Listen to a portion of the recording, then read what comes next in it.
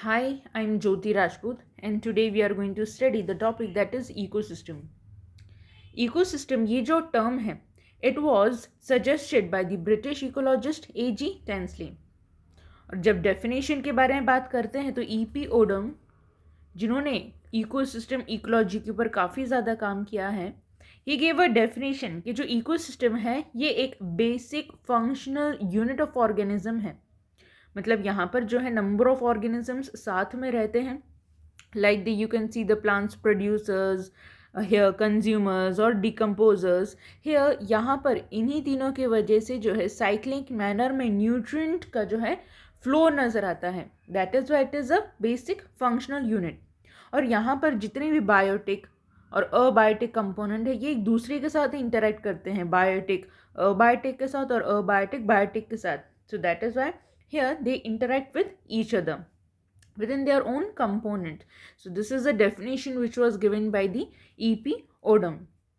Here further S. Madhavan ने भी एक definition दी है, that is ecology system, ecological system is the sum total of living organism. मतलब जितने भी living organism है उनका sum total जो है in the environment, and they are in the processes interacting within all the parts of the system.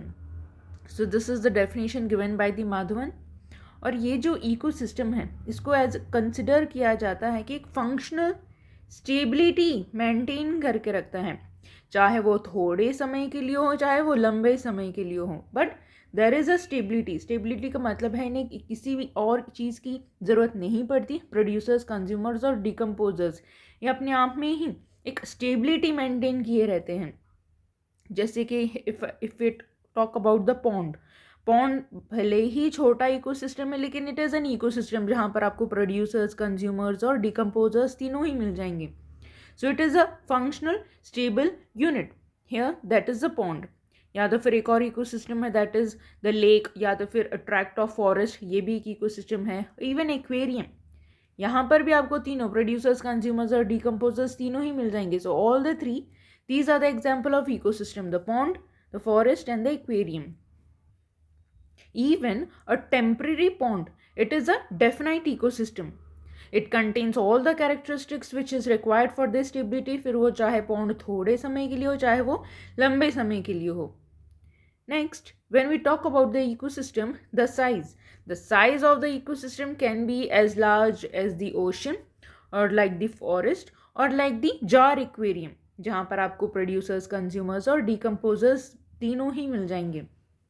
So here the size here is also, it can matter, it can be small as well as can be large. Here the ecosystem it must be stable.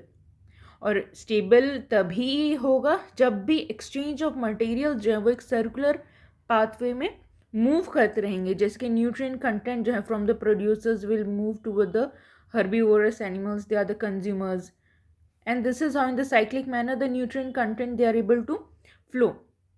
So here the organic content they will move from plants into the primary consumer, फिर secondary consumers, and then towards the decomposers. और decomposers ही हैं जो कि सारे organic material को जो है inorganic में कन्वर्ट करके फिर से अवेलेबल कर देंगे plants so that they can grow.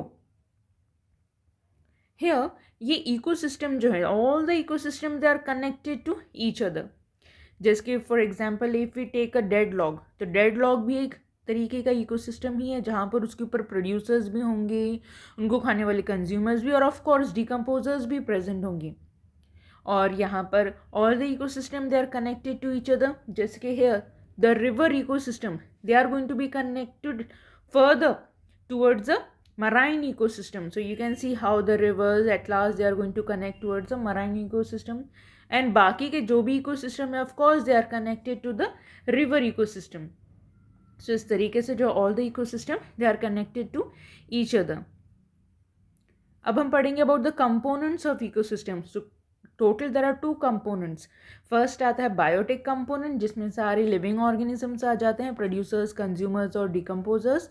और दूसरा आता है abiotic component. Those are the non living components like the habitat, कोई ऑर्गेनिज्म कहाँ रहता है, gases, solar radiations, temperature, moisture, organic and inorganic nutrients, और जब बायोटिक कंपोनेंट्स के बारे में बात करते हैं, it includes the producers, consumers as well as the decomposers which are playing the important role for the stability or the working of a particular ecosystem.